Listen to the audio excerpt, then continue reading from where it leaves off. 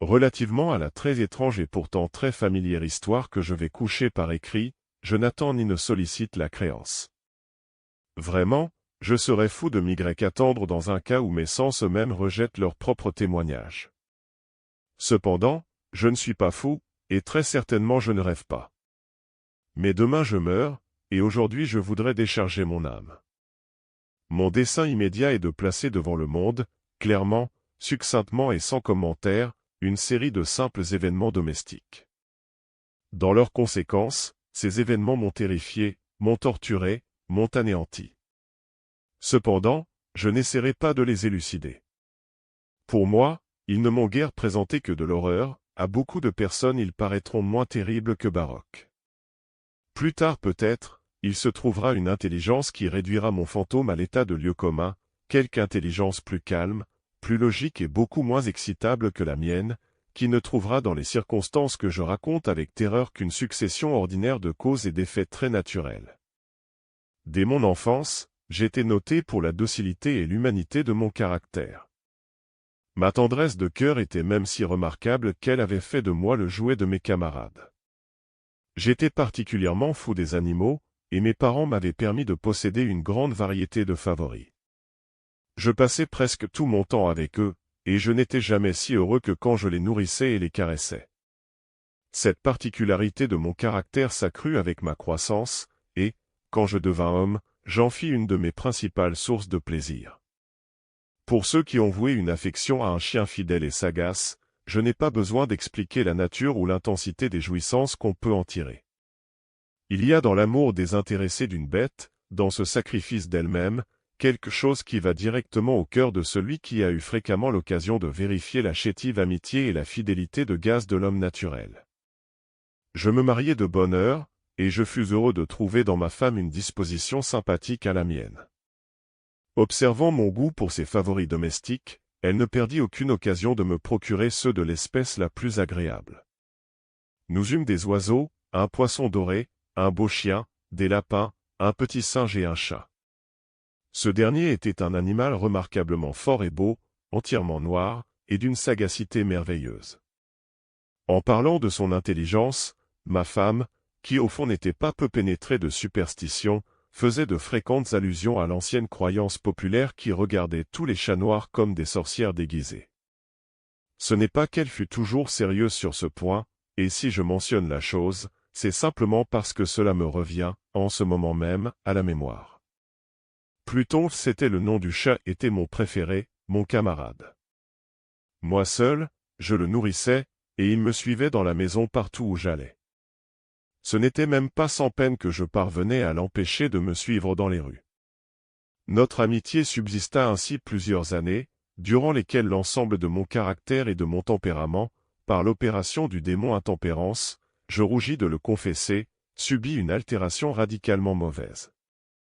Je devins de jour en jour plus morne, plus irritable, plus insoucieux des sentiments des autres. Je me permis d'employer un langage brutal à l'égard de ma femme. À la longue, je lui infligeai même des violences personnelles. Mes pauvres favoris, naturellement, durent ressentir le changement de mon caractère. Non seulement je les négligeais, mais je les maltraitais. Quant à Pluton, toutefois, j'avais encore pour lui une considération suffisante qui m'empêchait de le malmener, tandis que je n'éprouvais aucun scrupule à maltraiter les lapins, le singe et même le chien, quand, par hasard ou par amitié, ils se jetaient dans mon chemin. Mais mon mal m'envahissait de plus en plus, car quel mal est comparable à l'alcool? Et à la longue Pluton lui-même, qui maintenant se faisait vieux et qui naturellement devenait quelque peu maussade, Pluton lui-même commença à connaître les effets de mon méchant caractère. Une nuit, comme je rentrais au logis très ivre, au sortir d'un de mes repères habituels des faubourgs, je m'imaginai que le chat évitait ma présence. Je le saisis, mais lui, effrayé de ma violence, il me fit à la main une légère blessure avec les dents. Une fureur de démon s'empara soudainement de moi. Je ne me connus plus, mon âme originelle sembla tout d'un coup s'envoler de mon corps, et une méchanceté hyperdiabolique, saturée de djinn, pénétra chaque fibre de mon être. Je tirai de la poche de mon gilet un canif, je l'ouvris, je saisis la pauvre bête par la gorge, et, délibérément, je fis sauter un de ses yeux de son orbite.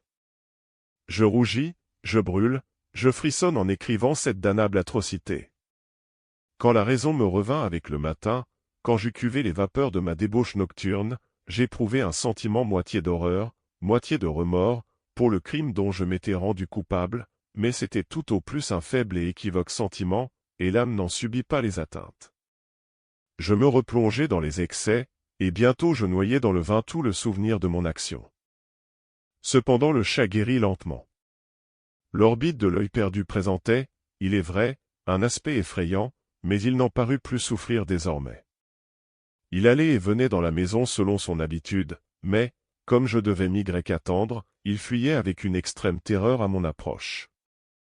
Il me restait assez de mon ancien cœur pour me sentir d'abord affligé de cette évidente antipathie de la part d'une créature qui jadis m'avait tant aimé.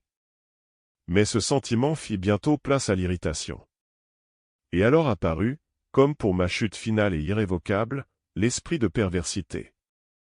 De cet esprit la philosophie ne tient aucun compte.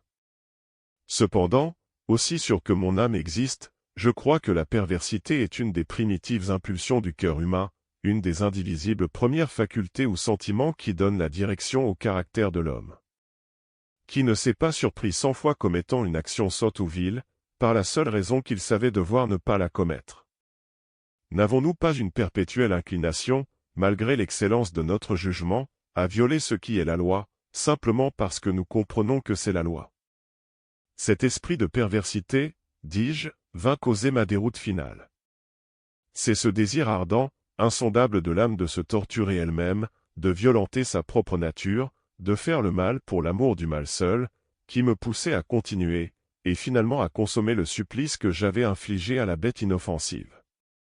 Un matin, de sang-froid, je glissai un nœud coulant autour de son cou, et je le pendis à la branche d'un arbre, je le pendis avec des larmes plein mes yeux, avec le plus amer remords dans le cœur, je le pendis, parce que je savais qu'il m'avait aimé, et parce que je sentais qu'il ne m'avait donné aucun sujet de colère, je le pendis, parce que je savais qu'en faisant ainsi je commettais un péché mortel qui compromettait mon âme immortelle, au point de la placer, si une telle chose était possible, même au-delà de la miséricorde infinie du Dieu très miséricordieux et très terrible.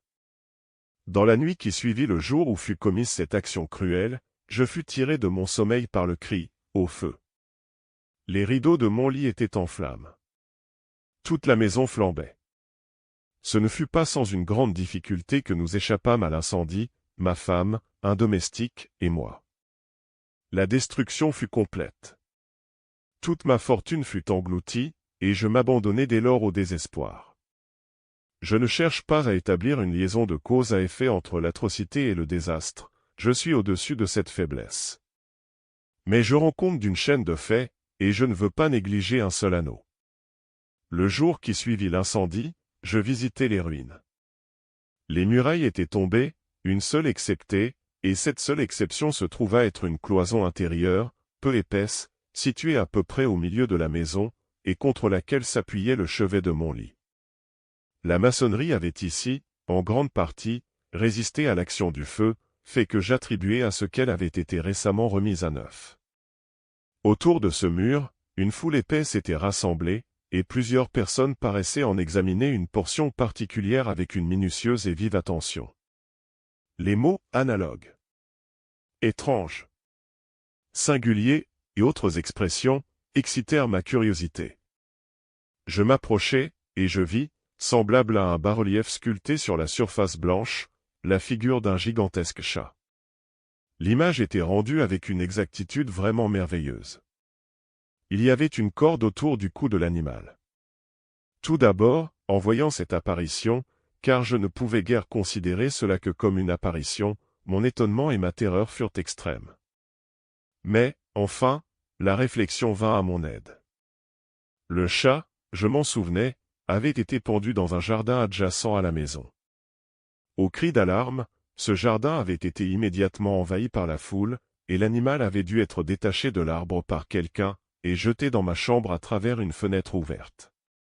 Cela avait été fait, sans doute, dans le but de m'arracher au sommeil. La chute des autres murailles avait comprimé la victime de ma cruauté dans la substance du plâtre fraîchement étendu, la chaux de ce mur, combiné avec les flammes et l'ammoniaque du cadavre, avait ainsi opéré l'image telle que je la voyais. Quoique je satisfisse ainsi lestement ma raison, sinon tout à fait ma conscience, relativement au fait surprenant que je viens de raconter, il n'en fit pas moins sur mon imagination une impression profonde. Pendant plusieurs mois je ne pus me débarrasser du fantôme du chat, et durant cette période un demi-sentiment revint dans mon âme, qui paraissait être, mais qui n'était pas le remords.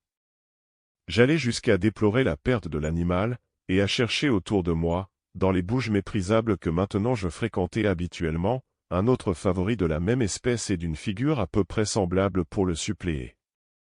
Une nuit, comme j'étais assis à moitié stupéfié, dans un repaire plus qu'infâme, mon attention fut soudainement attirée vers un objet noir, reposant sur le haut d'un des immenses tonneaux de gin ou de rhum qui composaient le principal ameublement de la salle. Depuis quelques minutes, je regardais fixement le haut de ce tonneau, et ce qui me surprenait maintenant, c'était de n'avoir pas encore aperçu l'objet situé dessus. Je m'en approchai, et je le touchai avec ma main. C'était un chat noir, un très gros chat, au moins aussi gros que Pluton, lui ressemblant absolument, excepté en un point. Pluton n'avait pas un poil blanc sur tout le corps, celui-ci portait une éclaboussure large et blanche, mais d'une forme indécise, qui couvrait presque toute la région de la poitrine. À peine le-je touché, qu'il se leva subitement, ronronna fortement, se frotta contre ma main, et parut enchanté de mon attention. C'était donc là la vraie créature dont j'étais en quête. J'offris tout de suite au propriétaire de le lui acheter, mais cet homme ne le revendiqua pas, ne le connaissait pas, ne l'avait jamais vu auparavant. Je continuai mes caresses, et quand je me préparais à retourner chez moi, l'animal se montra disposé à m'accompagner. Je lui permis de le faire, me baissant de temps à autre, et le caressant en marchant. Quand il fut arrivé à la maison, il s'y trouva comme chez lui, et devint tout de suite le grand ami de ma femme. Pour ma part, je sentis bientôt s'élever en moi une antipathie contre lui. C'était justement le contraire de ce que j'avais espéré, mais, je ne sais ni comment ni pourquoi cela eut lieu, son évidente tendresse pour moi me dégoûtait presque et me fatiguait. Par de lents degrés, ces sentiments de dégoût et d'ennui s'élevèrent jusqu'à l'amertume de la haine. J'évitais la créature, une certaine sensation de honte et le souvenir de mon premier acte de cruauté m'empêchèrent de la maltraiter. Pendant quelques semaines, je m'abstins de battre le chat ou de le malmener violemment, mais graduellement, insensiblement, j'en vins à le considérer avec une indicible horreur, et à fuir silencieusement son odieuse présence, comme le souffle d'une peste. Ce qui ajouta sans doute à ma haine contre l'animal fut la découverte que je fis le matin, après l'avoir amené à la maison, que, comme Pluton, lui aussi avait été privé d'un de ses yeux. Cette circonstance, toutefois, ne fit que le rendre plus cher à ma femme, qui, comme je l'ai déjà dit, possédait à un haut degré cette tendresse de sentiment qui jadis avait été mon trait caractéristique et la source fréquente de mes plaisirs les plus simples et les plus purs. Néanmoins, l'affection du chat pour moi paraissait s'accroître en raison de mon aversion contre lui. Il suivait mes pas avec une opiniâtreté qu'il serait difficile de faire comprendre au lecteur.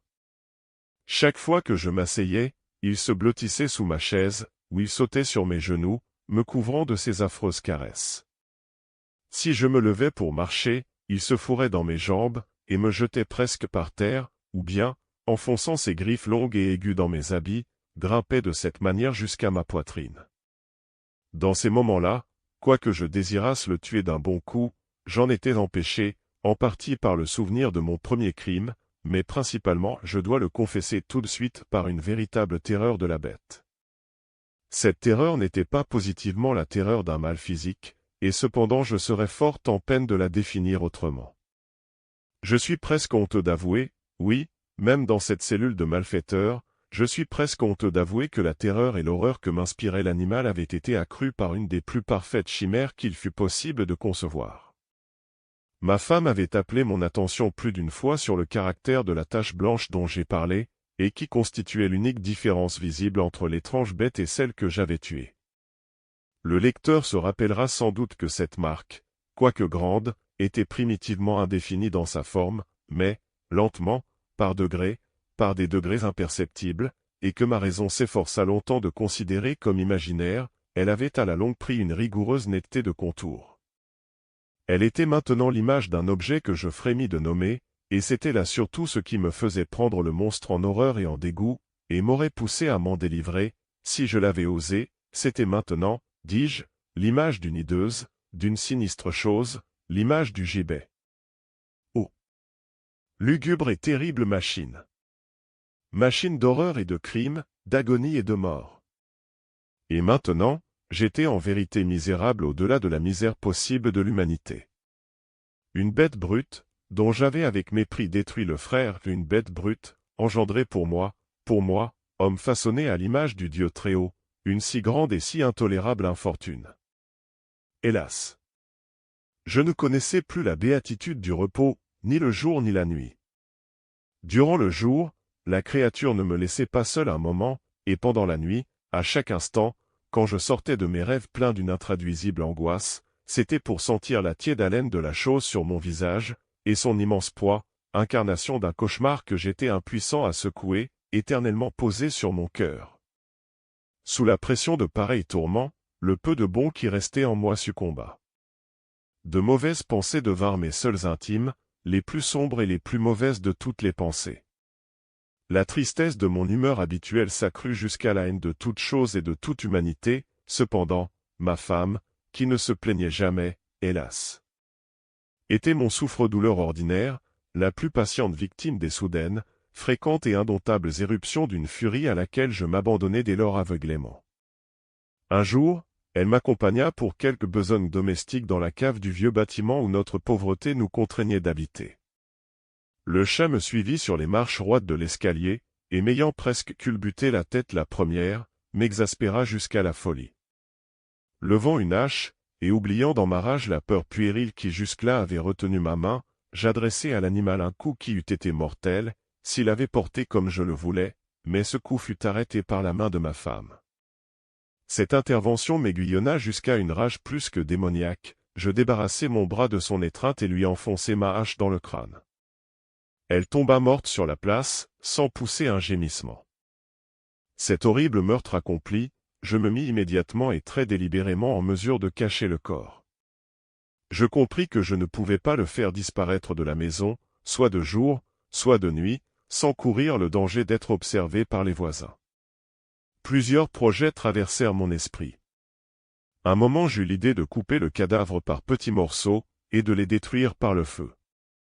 Puis je résolus de creuser une fosse dans le sol de la cave.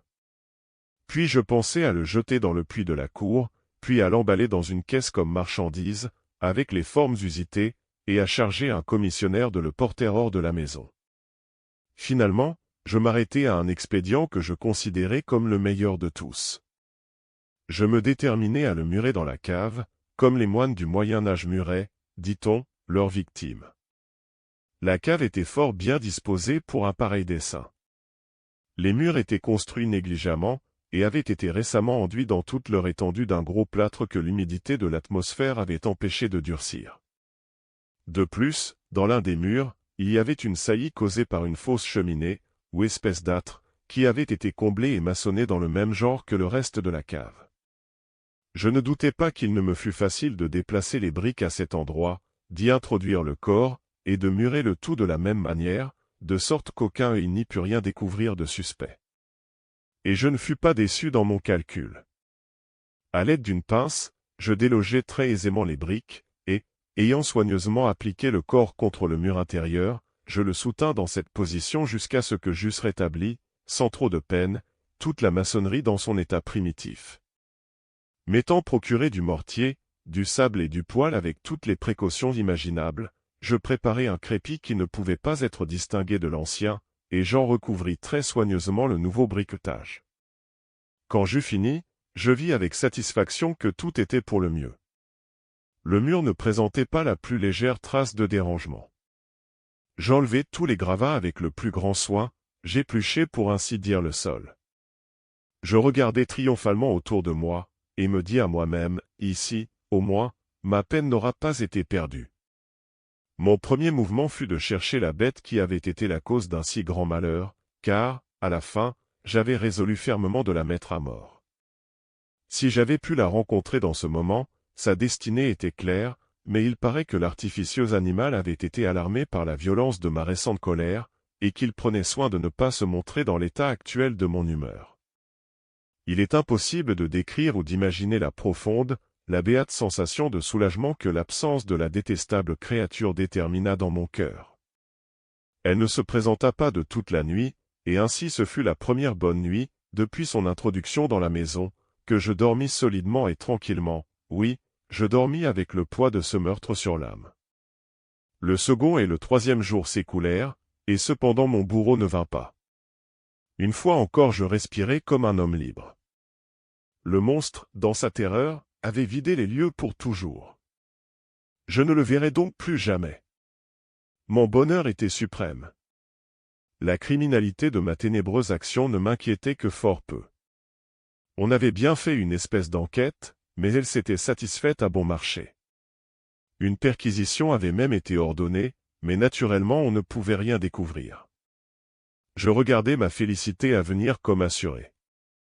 Le 4e jour depuis l'assassinat, une troupe d'agents de police vint très inopinément à la maison, et procéda de nouveau à une rigoureuse investigation des lieux. Confiant, néanmoins, dans l'impénétrabilité de la cachette, je n'éprouvai aucun embarras. Les officiers me firent les accompagner dans leurs recherches. Ils ne laissèrent pas un coin, pas un angle inexploré.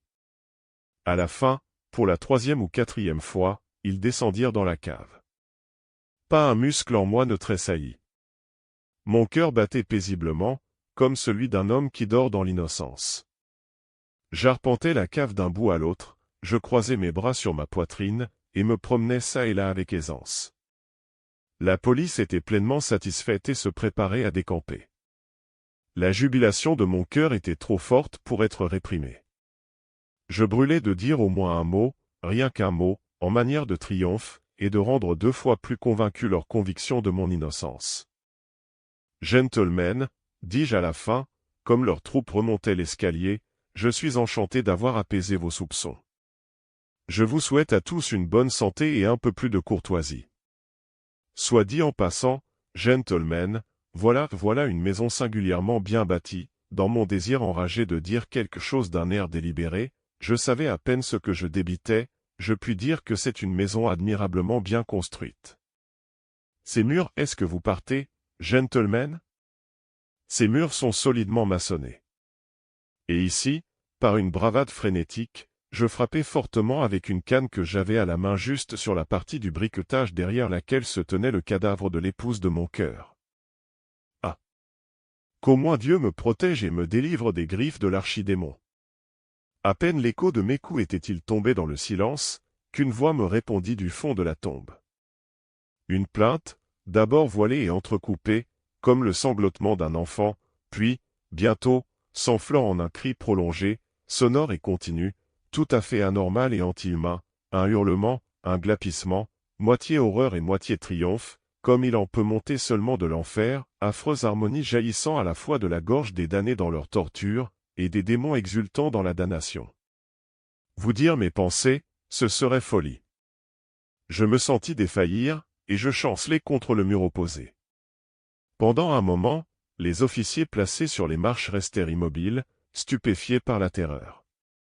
Un instant après, une douzaine de bras robustes s'acharnaient sur le mur. Il tomba tout d'une pièce. Le corps, déjà grandement délabré et souillé de sang grumelé, se tenait droit devant les yeux des spectateurs. Sur sa tête, avec la gueule rouge dilatée et l'œil unique flamboyant, était perchée la hideuse bête dont l'astuce m'avait induit à l'assassinat, et dont la voix révélatrice m'avait livré au bourreau. J'avais muré le monstre dans la tombe.